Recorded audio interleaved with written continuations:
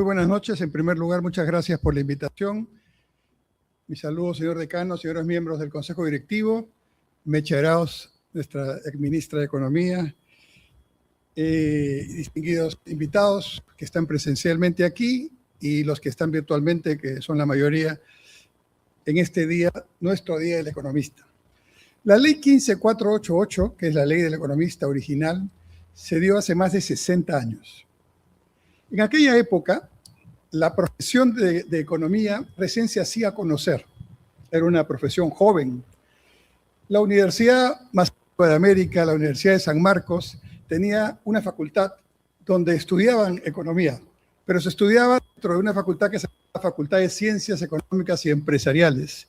Allí estaban los contadores públicos, los administradores y los economistas.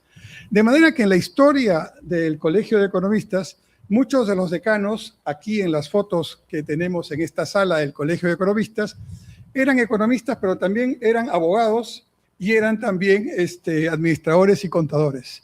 De manera que la primera tarea de los economistas hace más de 60 años era hacer conocer la ciencia económica, la profesión del economista y lograr que los ministros de Economía fueran economistas, porque hace 50 años atrás los ministros de Economía eran normalmente ingenieros, algunas veces militares, cuando había golpes militares, y abogados, pero no eran economistas.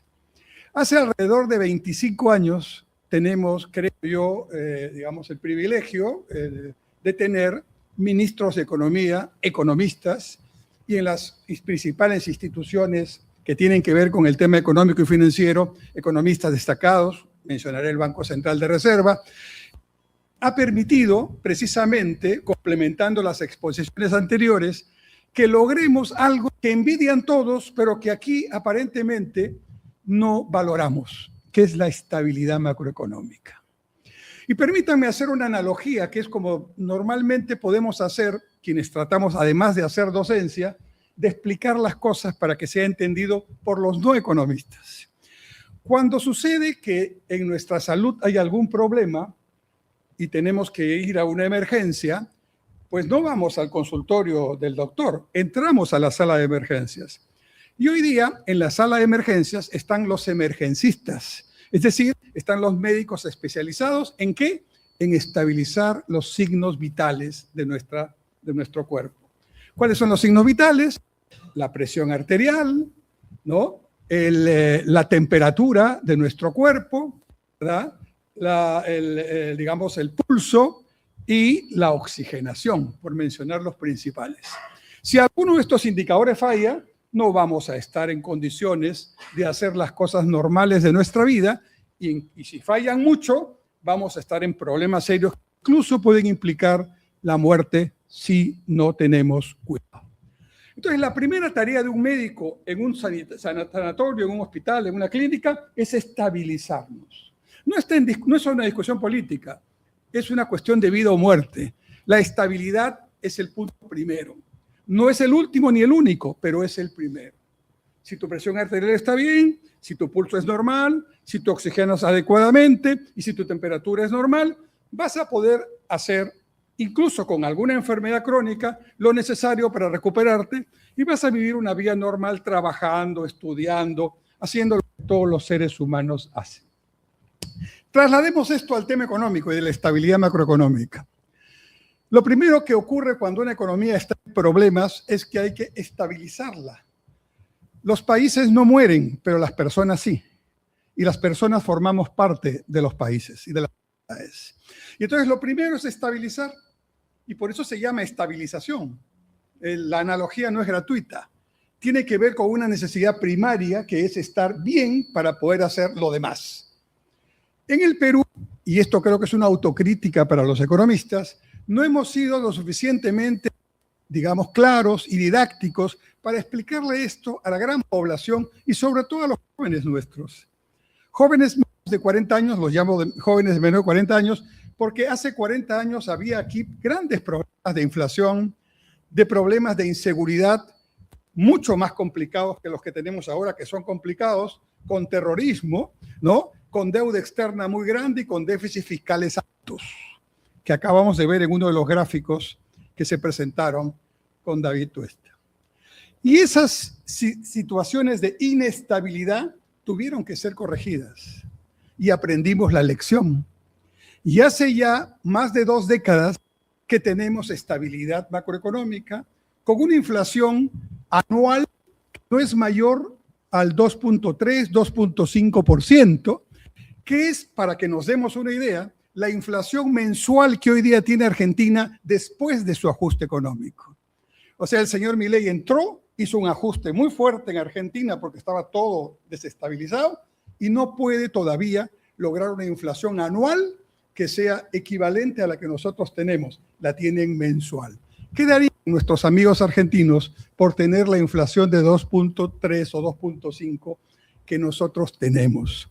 Pero ¿por qué no lo valoramos? Porque vamos a la edad de nuestra población, que felizmente es una población joven, estamos en bono poblacional todavía. Quiere decir que la población que trabaja es mayor que la población que no trabaja. Eso es una virtud que cuando la tuvieron otros países, Corea del Sur significó su despegue para convertirse en lo que es hoy, partiendo del mismo punto en el que estaba con Perú hace 50 años. Entonces, estabilizar es garantizar que vamos a poder responder a las otras necesidades muy importantes que tenemos. Y por supuesto, eso significa tener un tipo de cambio estable, una inflación estable, un déficit fiscal manejable, y de eso se trata. Y no es ideología, no es política, es ciencia pura y experiencia pura aplicada a la gestión que tienen los países que tienen éxito. Porque también hay los que no tienen éxito. Y esos son los que tienen problemas serios que no pueden resolver, algunos de ellos vecinos nuestros. Bien, pero por supuesto no nos podemos quedar en la estabilidad.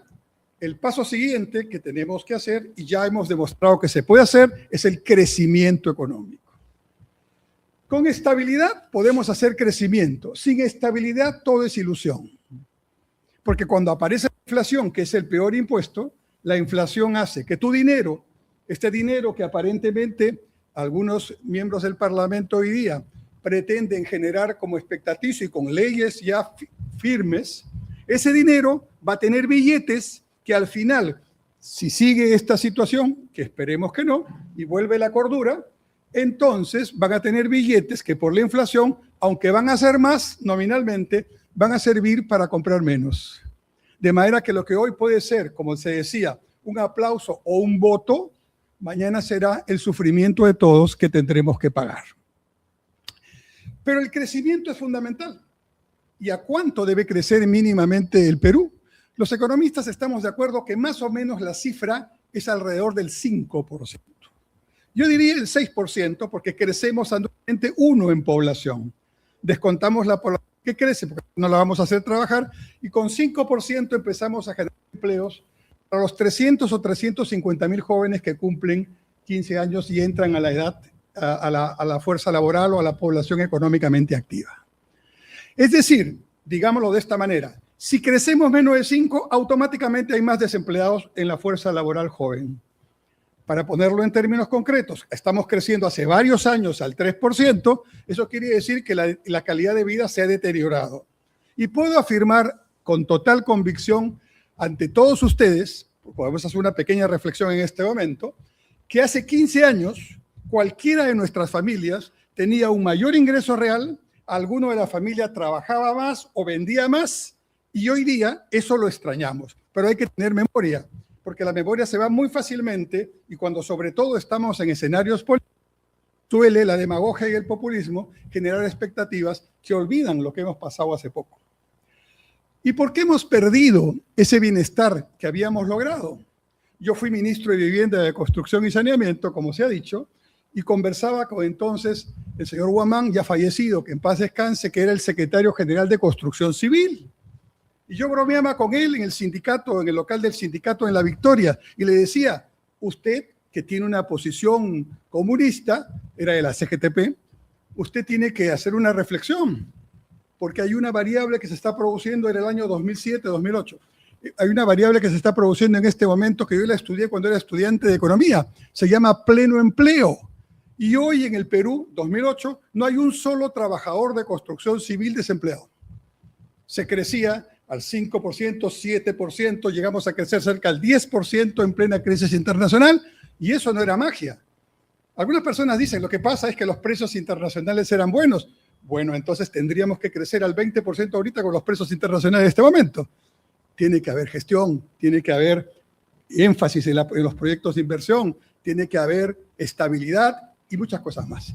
Pero a donde voy es que el crecimiento tiene que producirse. Entonces, si el crecimiento tiene que producirse para generar empleo y debemos crecer no menos del 5 o 6%, y ya hemos crecido más que eso hace 15 años, la pregunta es cómo volver a hacerlo. Y no hay mucho que discutir. Si estamos en un ambiente de economistas, obviamente tenemos que convenir de que solamente podemos crecer al 5 o 6% con una inversión que crezca a 2 dígitos. Volvemos a los años que crecíamos 7%, 9%. ¿A cuánto crecía promedio mensual la inversión privada? 15, 17%. ¿A cuánto crece ahora? Menos del 8%. Entonces, con una inversión privada que crece a la mitad de lo que crecía antes, no podemos tener un crecimiento de 5 o de 6. Tenemos el crecimiento que tenemos. Perdónenme, es un crecimiento mediocre.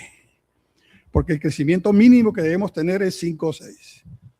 Y por supuesto podríamos crecer mucho más. Solo en el sector minero debe haber 40 o 50 mil millones de dólares en inversiones que no se pueden desarrollar por varios factores, entre otros, esta situación. Y este crecimiento tiene que ser sostenido y sostenible. Y para eso la inversión tiene que seguir haciendo su trabajo. Porque el empleo no se genera con decretos ni con leyes, con discursos grandilocuentes, ni con cambios totales de constitución. El empleo solo se genera con el incremento de la inversión y principalmente de la inversión privada, que como ya dijo nuestro decano, es el 80% de la inversión total en nuestro país. Pero ese crecimiento, evidentemente, necesita de algunos complementos para poder avanzar en temas que nos importan. Claro que tenemos un problema de inseguridad. Por supuesto que tenemos un problema de pobreza. Tenemos serios problemas en la educación pública. No es una educación pública de calidad, claramente la que tenemos. Tenemos problemas de la atención de salud básica. Tenemos problemas de justicia o de falta de justicia, para decirlo de alguna manera. Y todos estos elementos que he mencionado no son responsabilidad de la inversión privada, son responsabilidad del Estado. Y entonces, frente a estos problemas, en lugar de hacer el análisis que estamos haciendo y dejar que la inversión privada siga su trabajo, decimos no. Y escuchen los discursos en estos tiempos. Hay que hacer que los inversionistas paguen más, hay que nacionalizar las empresas, hacer, y vienen todos los procedimientos atacando, porque están atacando, al sector que genera el empleo y dejando al Estado intacto en su actuación ineficiente, en su actuación burocrática, en su actuación poco transparente y sobre todo en su actuación lejana al ciudadano. Artículo 1 de la Constitución Política, que todos hablan pero nadie lee: la defensa de la persona humana y el respeto de su dignidad son el fin de la sociedad y del Estado. Bastaría cumplir ese artículo y estaríamos muy bien. Ni hablar ni siquiera sin llegar al capítulo económico del que el decano ha hablado en su exposición. Si la persona humana es el fin supremo, no deberían haber colas para sacar una cita médica y que te operen después de 2 años cuando ya tal vez no estás en este mundo. No deberían haber colegios sin baños y evidentemente sin el adecuado mantenimiento. No deberían haber carreteras sin mantenimiento, puentes sin mantenimiento y muchas cosas más. Pero esa es tarea del Estado y por lo tanto la pregunta es, ¿el Estado va a poder resolver esto aumentando el presupuesto simplemente? Probablemente se necesite más presupuesto, pero dar más presupuesto ahora a una educación mala, a una salud que está, centralizada en los hospitales de alta complejidad y no en la primera defensa de la salud, que es la preventiva, es como poner agua en el océano. Lo primero que tenemos que saber es a dónde vamos, qué queremos y en consecuencia un crecimiento con visión podrá lograr que estamos deseando todos los peruanos. Y ahí viene la parte optimista de mi presentación. Y es que como Dios es peruano, así decían las abuelas, ¿verdad? Otra vez se ha manifestado la creación divina con nuestro país. Y es que nosotros siempre hemos estado donde estamos, en el centro del Pacífico Sur sudamericano. Pero la fiesta siempre ha estado lejos de este punto en el que nos encontramos. En la antigüedad, la antigua ruta de la seda, la fiesta estaba en el Mediterráneo, en el continente asiático, europeo y el norte de África, Egipto. La fiesta con la revolución industrial hace algunos siglos pasó a Europa y principalmente a Inglaterra. Pero eso, ¿dónde está? En el Atlántico. Y nosotros no estamos ni en el Mediterráneo ni en el Atlántico. Pero hace 3 décadas, ¿no? En el siglo XXI, ha pasado algo extraordinario para el Perú. El Perú hoy día está donde está la fiesta. ¿Dónde están los mejores desarrollos de innovación tecnológica? ¿Dónde está la guerra comercial entre las principales potencias? ¿Dónde están los principales avances en todos los temas que hoy nos asombran? En todos los lugares, pero principalmente en la cuenca del Pacífico. ¿Y dónde estamos nosotros en la cuenca del Pacífico? En la zona VIP de la cuenca del Pacífico, para hablarlo de una manera muy sencilla. Donde todos quisieran estar, pero los peruanos estamos allí discutiendo algunos temas que seguramente son interesantes, pero que no tienen la visión ni aprovechan esto que Dios nos da. Y como dice el refrán, a Dios rogando y con el mazo dando, y esta última parte no es la que estamos haciendo. Estamos en otra nota, como dirían los muchachos. Y esto hay que enseñar, esto hay que explicar, esto hay que ponerle cifras, porque además el aprovechamiento de esta ventaja competitiva, estamos en economía.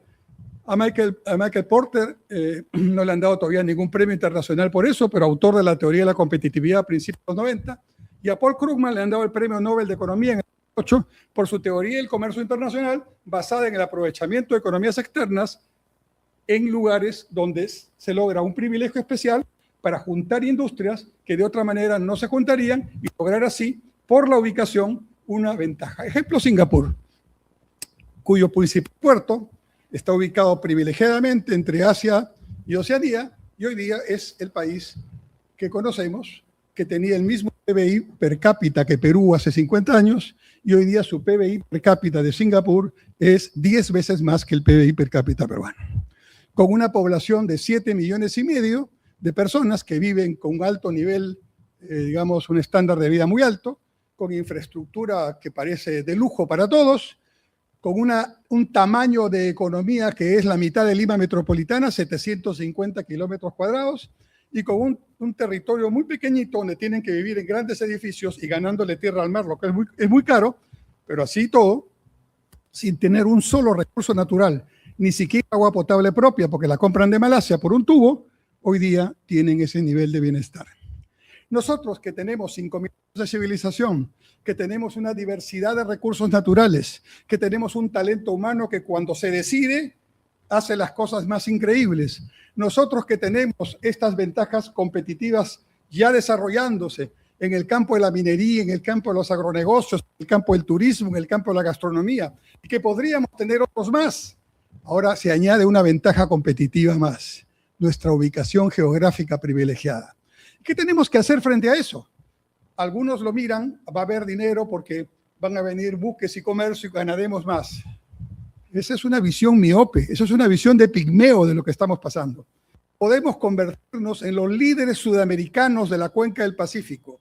Podemos convertir estos clústeres, el primero ya está en marcha, Callao, Ancón, Chancay, Puerto del Callao, con operadores de primer mundo,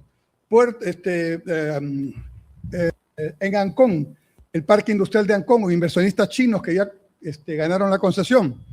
Puerto de Chancay, con los primeros operadores de puerto del mundo, los chinos. Aeropuerto Internacional Jorge Chávez como hub, y con ello conseguir todo un conglomerado de comercio, de logística y de industria que permita alimentar, generar tecnología, generar empleo y cambiar el chip en el Perú, porque este mismo esquema se puede hacer en el sur, en el norte y, ¿por qué no, en nuestra sierra y en nuestra Amazonía? Esta es la visión que deberíamos tener, esta es la oportunidad que deberíamos aprovechar, pero para esto hay que estar bien claros en dónde estamos, qué es lo bueno que hemos logrado y no dispararnos al pie. ¿Por qué tenemos esa costumbre de que si hay una clínica o un hospital que está atendiendo ahora a 100 pacientes, pero afuera hay 1,000 que no tienen atención, en lugar de ampliar el hospital para que entren los 1,000, destruimos el hospital y ya no atendemos a nadie? ¿Por qué tenemos esa manera, o algunos tienen esa manera, de ver las cosas? Hay que crear nueva riqueza. Lo aprendió el comunista Deng Xiaoping, cuando sus camaradas comunistas le decían: camarada Deng, usted está traicionando al partido. Mao no lo quería y lo encarceló. Y cuando Mao murió, fue reivindicado. Y Deng, comunista en lo político, decía: ¿qué me dicen? Me están discutiendo el color del gato. Y el color del gato no importa. Lo que importa es que el gato case ratones, que para eso es. Y China entendió que para cazar ratones, para salir de la pobreza, tenía que atraer a la inversión y el capital extranjero. Y entendió que esa es la única manera de hacer las cosas.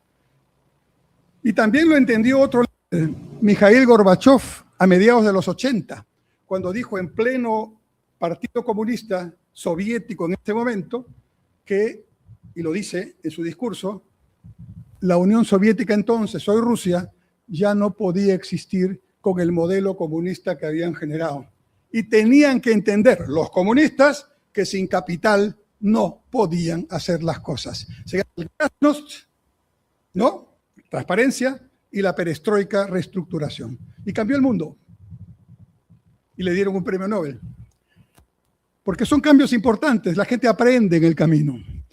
Entonces, fíjate que para que podamos lograr este entendimiento y esta ubicación, necesitamos con gran velocidad y con gran vehemencia mejorar nuestra educación. Porque todo esto está en los datos. Todo esto se puede observar entrando a las redes. Y nuestros jóvenes son grandes expertos en manejar las redes mejor que nosotros, los que hemos entrado por necesidad. Ellos lo tienen como una parte de su vida normal. Hay que inducirlos, hay que ayudarlos a que ellos puedan aprovechar estas extraordinarias tecnologías para mirar al mundo sin complejos, para estar orgullosos de nuestros 5.000 años de civilización desde Caral y mirar desde esa perspectiva, sin descuidar los problemas, cuidar la estabilidad, que ya lo logramos, lograr recuperar el crecimiento, que es fundamental para generar empleo y salir de la pobreza, y por supuesto, transformar a este Estado, al que no se le transforma creando más burocracia ni aumentando el gasto. Se le transforma haciendo la reingeniería, utilizando la tecnología, como por ejemplo algunos países han hecho brillantemente, ¿no? Estonia, uno de ellos, donde no hay trámite físico. 100% de los trámites, incluido casarse y divorciarse, es virtual. Al ciudadano no se le molesta. Al empresario no se le molesta. El Estado es el gran hacedor de las cosas para que los ciudadanos vivan tranquilos y felices, para que trabajen tranquilos y felices, para que inviertan tranquilos y felices. ¿Y qué es Estonia? Un ex país de la Unión Soviética, hoy miembro de la Unión Europea y, por supuesto, ejemplo de gobierno digital, de gobierno inteligente. ¿Podemos hacerlo? Por supuesto. Y les doy un ejemplo y con eso ya termino. La universidad donde trabajo es la Universidad Nacional Mayor de San Marcos, que como toda universidad pública tiene todos los problemas de una universidad pública. Falta presupuesto, tenemos una serie de temas ahí pendientes como todos. En la Universidad de San Marcos, con todos esos problemas, no hay un solo trámite físico. Existe el sistema que se llama el SGD, que es Sistema de Gestión Digital. Los alumnos, los profesores, los administradores, todos tenemos que entrar a la plataforma. Si queremos hablar con el decano, si queremos hablar con la rectora, si queremos tramitar un diploma, si queremos hacer un certificado, si queremos nuestras notas o lo que sea. Si San Marcos lo pudo hacer con todas sus dificultades, el Perú lo puede hacer. Muchas gracias y feliz Día del Economista.